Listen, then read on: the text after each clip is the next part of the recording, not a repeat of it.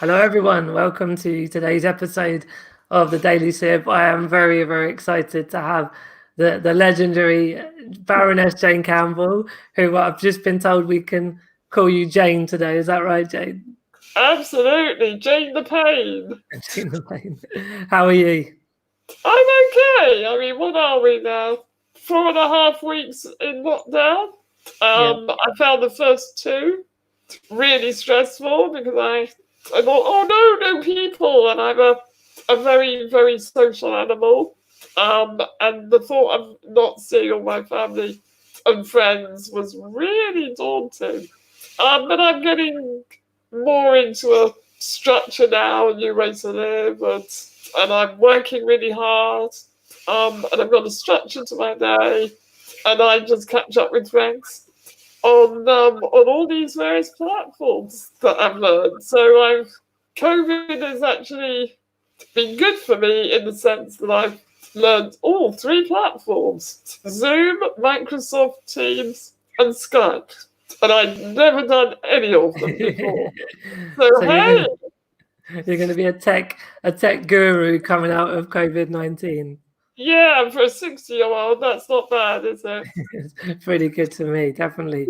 Also, I mean, I think you touched on the kind of beginnings of the COVID-19. I mean, I suppose first on the personal level, what's your thoughts as it moves forward? Like, have you got an idea when you might want to start venturing, and like, how are you just looking at this medium long term at the moment? Well, because I've been doing a lot of work with NHS England and in hospital, I know I know a lot of information about what happens to you if you get COVID-19. And to be honest, until the vaccine appears, I'm going to be very, very tentative about going out and about. So however much I begin to lapse a bit in terms of self-isolation, it will only be going out to the shops, maybe, perhaps seeing a few family members, or seeing people who are also in self-isolation. Because as you know, for people like us, self-isolation is, sorry about that phone, self-isolation is impossible. You know, we all rely on support 24 hours per day. And that's really difficult to self-isolate. So, yeah, I'm not thinking of me going out that front door for a while yet. Yeah, no, I think I've been sort of wrestling with that. You know, if the rest of the country comes out of lockdown and there's this sort of the media and the bigger picture start to come across less frantic, what does that mean for us? And as you say, we don't want to get this thing. It wouldn't be great if we catch it. And so why take big risks?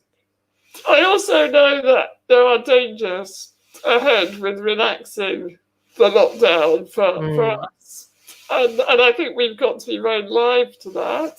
I think we've got to protect ourselves. I'm doing a lot to demand greater supplies of PPE for us, especially when lockdown is relaxed. I'm doing some work on reasonable adjustments should we find ourselves in a hospital setting. So the big one for me at the moment is being able to take my partner into hospital with me should I get COVID-19. At the moment, we can't do that. And that will put my life in even more danger within a hospital setting. So I'm doing a lot of policy work with NHS England, which hopefully will benefit many, many thousands of disabled people who rely on their PAs or their partners or their parents for the kind of care that only we know and only our PAs know, and will take days to train a nurse. Yeah. I mean, and that's been, I suppose, that does move us to the bigger picture, the community worries, but the community needs at the moment, and how obviously we're like, it always feels like we're the last ones that get thought of with decisions. And even the thought of us is because we get rowdy and start saying, hey, you've not thought of this. So like, I know you were saying you've been busier than ever on some of these, but could you speak a bit more about some of the issues? I mean, you mentioned PPE, but how are you trying to get that to the right decision makers and get things changed? Okay, well, I talked directly to the medical director, and you will see him on some of the daily briefings, the chief nursing officer. I'm talking to senior officials who actually wrote the response to our open letter, which I'm sure you're familiar with. But a few of us drafted a letter that we then put on the Disability Rights UK website.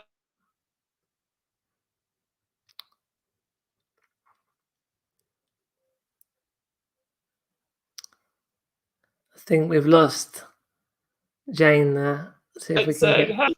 Here we are. Yeah, you're back. You're back. Carry on. So where was I? So yes, I mean, I am getting to know all the right people who make those kind of decisions. I do it once. Oh no! You know what that is? They're spying on me. See, they're spying on our conversations. And basically what I do is I draw from all the networks during the week some of the up and coming issues, and then I bring it to their attention, and then we see how we can solve it. So a couple of weeks ago I was able to get some money out of NHS England so that we can begin to monitor the impact of COVID-19 on disabled people in the community. So that is starting now. So we started up some monitoring because before that they just said, oh, that's just anecdotes, but we need the evidence. So I thought, right, you want evidence, we'll get you the evidence. So I got them to give me some money for that.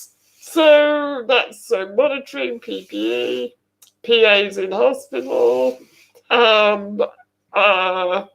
Next week I'll be developing with a senior official a roundtable for disabled people and people in the NHS to come together to discuss the principles that should underpin guidance. Because as you know, there's some pretty dodgy guidance floating around, like frailty indicators. So the more points you get, the less likely you are to be able to go into intensive care. Well, that is, and it's not based on individual health need or health capability or benefit. It's on how old you are or what kind of condition you've got. So all blanket policies must go. They're absolutely discriminatory. So we're addressing that. So quite a bit, actually, Martin. Yeah, there's a lot going on. Just call me the COVID buster. Yeah, love that. That's a new title. I mean, I think when you're talking around this area of COVID-19 and the worries and issues that the community are having, there's areas you've drawn on. There's the sort of the health side, the social care and independent living, and there's also, I think, the inclusion in terms of, education, employment, leisure. Yes. What have your thoughts been around that side? Like, I mean, I think some of the other guests I've had on, there's been potential silver linings and some positives about how we can do more from home. I just love to get your thoughts on the pros and the cons of that, really.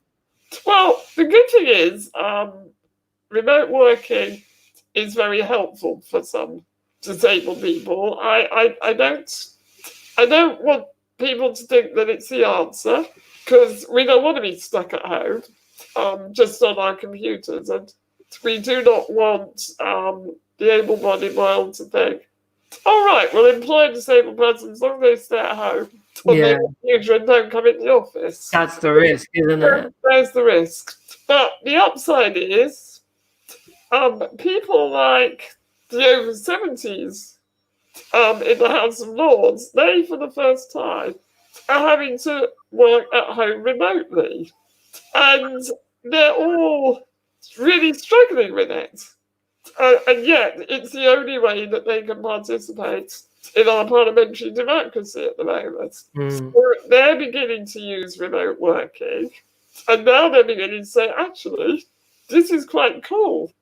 I don't have to go all the way into the House of Lords Yeah. from my home in Aberdeen or in South Wales. I can actually do this from home. But why don't we have more remote democracy, like remote voting and remote participation? Now, for somebody like me, that is absolutely brilliant, because when I get a chest infection, afterwards I might feel quite well and not to work, but not well enough to go into London because it would be too dangerous. Yeah. And so I could then work during the times when I'm not able to travel. And that is going to be hugely important for disabled people, especially those who may be able to travel down to their place of work once a week, but every day would just kill them. Or if they had a fluctuating disability, so they could work at night instead of the morning. So yes, there is an upside. But let us not say that it is the answer, because we will then be reinstitutionalized in our own homes, and we're all feeling a bit institutionalized at the moment. Don't you think? In fact, I'm waiting for the nurse to appear to give me my cup of tea. How you get. So it's a choice, isn't it? Having the choice that if you want to go and work for a business or whatever type of organization, that you can get in their office and you have those workplace adjustments, and you can do that if you want to. But if for other reasons it's better being at home sometimes or all the time, that's also fine. Yes, and it must be a choice, and it mustn't be an economic choice, because if they think it's cheaper to keep us at home and give us a laptop, then that's what they will do. And that must not be the only reasonable adjustment. We must be able to work along the same terms as anybody else. Yeah, totally agree.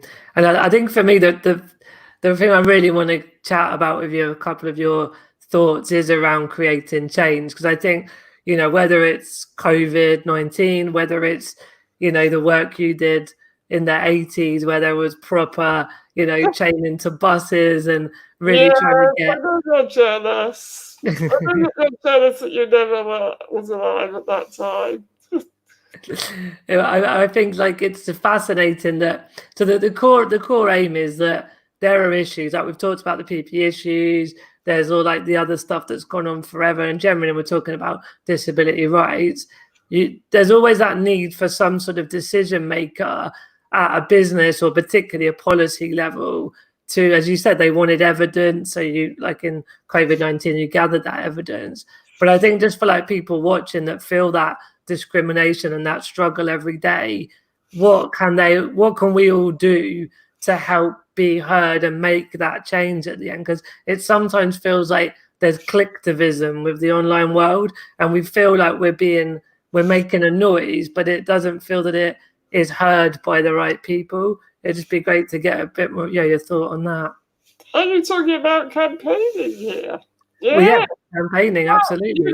I think, I'm an old campaigner. I was around when there wasn't the internet and when disabled people had to gather in the festival hall because it was the only accessible place in London. That's where we used to meet. That's where we used to discuss our plans for world domination. And that's where we used to plot our demonstrations in London. And it brought us all together. And there is no better way to change and influence than bringing disabled people together under one voice and one or two leaderships, and to actually, go out there and be seen. So it's all very well, all this stuff on Twitter and Facebook, but you cannot do better than to actually be seen in person. So I would not ever get rid of the demos or the petitions to number 10 or to go and see your MP in person. Because when you meet a disabled person in person, you have to address them in all their splendor. Mm-hmm. Whereas on the internet, it's a lot easier to be one removed. So there's always a place for presentism. And I do think disabled people are perhaps relying too much on social media to get messages. Because in government, we do take notice of social media, but we take more notice of disabled people when they're in the meeting room or when they're there in front of us. So I would urge people to still develop a political side and to identify those who make change. And change makers are not just on the internet, they're in the room. They're in the room with the decision maker. So, yes, I mean, Boris Johnson, he relies on being in a room with about 8 people to make decisions. I rely on making things happen by being in a meeting room in the House of Lords or in the Commons with MPs around the table. That's where you really thrash out the decisions. So, yes, there's no substitute for being present if you can. I do think working together is really important. I mourn the loss of a mass disability movement. There are the disability movement has changed over the years, and in terms of there are lots of things going on, but there seem to be small groups working on different issues. So it's very issue-based. Whereas we had one objective, and it was anti-discrimination legislation. So my hope over the next few years is that we can all coalesce around a 21st century independent living agenda. So when we demand to have the support to live independently in our own home with the support that will give us equality with our peers. Because I think social care and community support and local authority support has really, really suffered over the years, certainly due to austerity. Now, until we get that support back, we're not going to be able to come out of our houses. And so for me, the independent living agenda is our number one priority. And so because I totally agree about the uniform voice, what I've found and seen is that trying to get the needs of a deaf person or a blind person or a wheelchair user is quite hard, to say the least. Like, how did you do that before? Martin, I'll tell you a secret.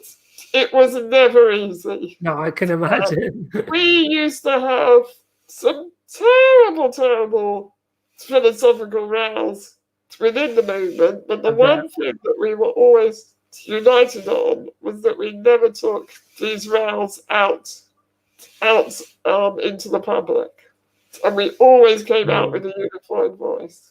Now the problem with social media is that you will get the individuals who break ranks and then go and have a good whinge about somebody else. I think that's really counterproductive, and I will not, and I have never criticized somebody personally, especially a disabled person. I might criticize an issue, but I am absolutely strict on no, do not badmouth other disabled people who are contributing to the same goal. We may all do it differently. I mean, I don't agree with certain charities' ways of doing things, but as long as they're delivering something that will help the movement in general, then I will support them. Now, there are charities out there who basically just raise money to keep the charity going in their own jobs. I will not have anything to do with them. I won't badmouth them, but I will not enter into any negotiations with them. Yeah. And that is their loss. So what we have to do with those who speak on our behalf and do not involve us or include us, we just starve them of oxygen. You know, we have nothing to do with them.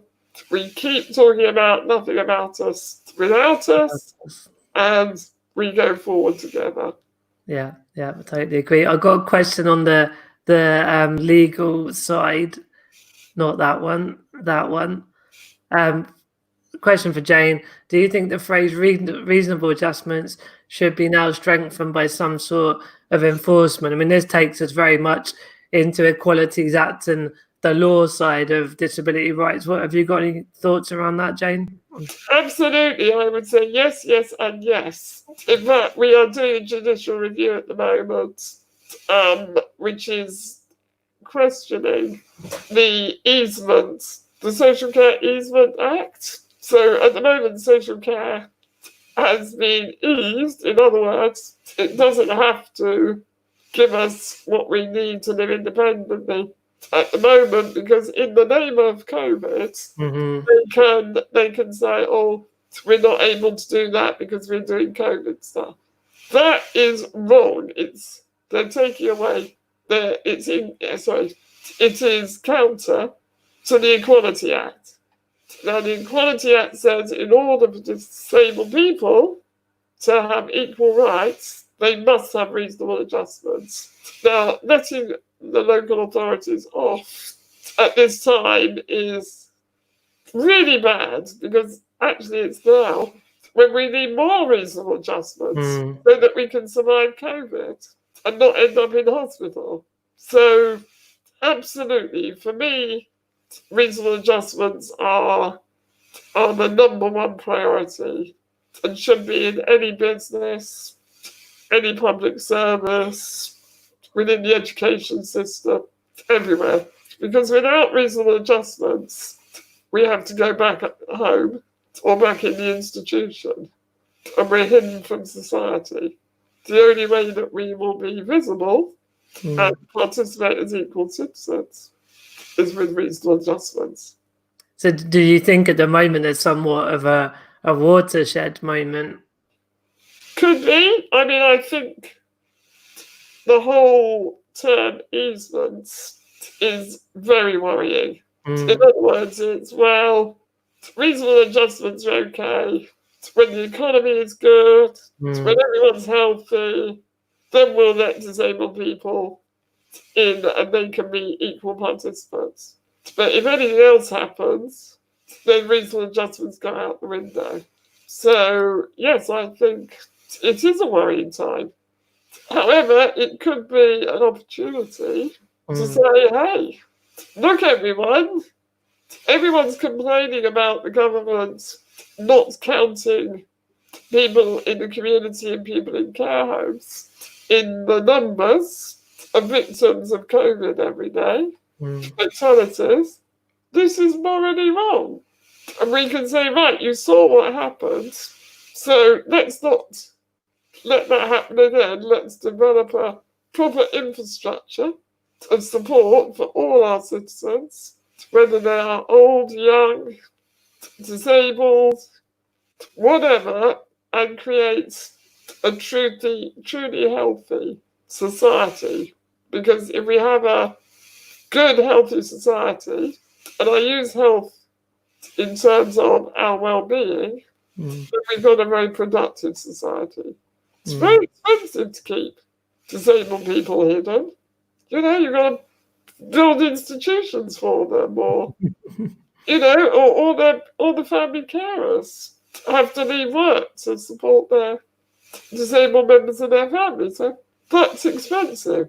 So in a way, it makes good sense to invest in disabled people and our reasonable adjustments. Yeah, so we've touched politics campaign, and we've touched upon the legal side, and you very much touched on the economics. I mean, you and I have spoken in the past about how, that, as you say, if you invest in disabled people, you're going to have people more able to work. Those that are able to work can, be more in employment. You've also got the other side of less, mental health difficulties and less physical health problems from being segregated and institutionalized. So there's like an argument around savings, not just around productivity to the economy. But when we spoke before, it's really hard to get the data, isn't it? The kind of stats on that. Is that something that needs to happen to help a government make the right decision? Absolutely. And I also been saying to universities and think tanks, why do you keep leaving us out? Why aren't you collecting data on the cost-benefit analysis of independent living? Cost what it would, be to the country, and see if that outweighs the cost of keeping people dependent. Because I think dependency creating situations are very expensive. And you're talking about the burden on largely women, because most of our informal care is carried out by women in this country. Again, it's discriminatory. So you could solve all sorts of problems, not just the discrimination of disabled people, but the discrimination against women, the discrimination against your own economy. It's very short-sighted to see disabled people as burdens or expensive. And that's why I'm very cross at the moment with the term vulnerable. We're known at the moment as the vulnerable. Well, that immediately pacifies us. It makes us a victim. And it makes us completely dependent, where actually we are very independent, active human beings. Yeah. Because it's the situation that is making us vulnerable. We are not innately vulnerable. Yeah, we are not vulnerable, absolutely. And so all of you out there listening, please join my campaign to get rid of this term, the vulnerable. Yeah. Because it's victimhood, and it takes away our humanity and our individualism. Because I know someone had said there are groups of the disabled community that feel vulnerable, almost like therefore that the word has its place. But as you say, it's the kind of intimation that we are vulnerable innately, whereas you can feel vulnerable, but then we can address what's causing you to feel vulnerable. Well, it's because if you feel vulnerable, you're in a vulnerable situation. Yeah. You are not a vulnerable person. Exactly. And you can use the same analogy with women who at the moment are in a very vulnerable situation because domestic abuse has gone up. So they are not vulnerable women. They are just in very, very unsafe situations. Yeah. So let's talk about our safety and supporting our safety. Hence PPE. Hence PAs in the hospital. It's so much more liberating to use a different kind of language. Yeah, agreed. And so I think, because I was going to say we'll sort of close off in a second and what your final thoughts are, but what I'm already hearing is that we have to take the issues that face us in the moment, but use campaigning tactics and strategies that have always been there about coming together, about having face-to-face with representatives of Parliament and all the things you were saying before. But yeah, for everyone watching, Jane, obviously most of all, thank you for giving your time and coming on the show. But how can people get involved with what you're up to, or general words to galvanize people in their own ways? Well, I would like people to join organisations of disabled people if they haven't done so already. There is strength in numbers. You may not always agree with all the policies, but if you agree with some, then coalesce around that. keep talking on Twitter and all the social platforms, and keep writing to your PA, your MPs, and the people who are there to represent you. Don't let them off the hook, because the more our voice is amplified, the more likely they are to hear us. So don't stop screaming. We're here. Keep saying, oi, what about me? Hey, what about us? What about nothing about us without us? Stop talking about me. I'll talk about myself. Keep doing it, because it's cool. Okay. Absolutely. Very perfect words to end. Thank you very much, Jane. You're welcome, Martin. See you again, everyone. And yep. You know what I'm up to. You'll see me on Twitter. Tune into theyworkforyou.com and other areas, and keep an eye on me. Make sure I'm doing a good job on your behalf. Perfect. Well, thanks for watching, everyone. Really enjoyed today's chat, as I knew it was going to be very interesting. And yeah, I'll see you tomorrow for the next episode, and have a wonderful Thursday. Bye-bye. Bye, everyone.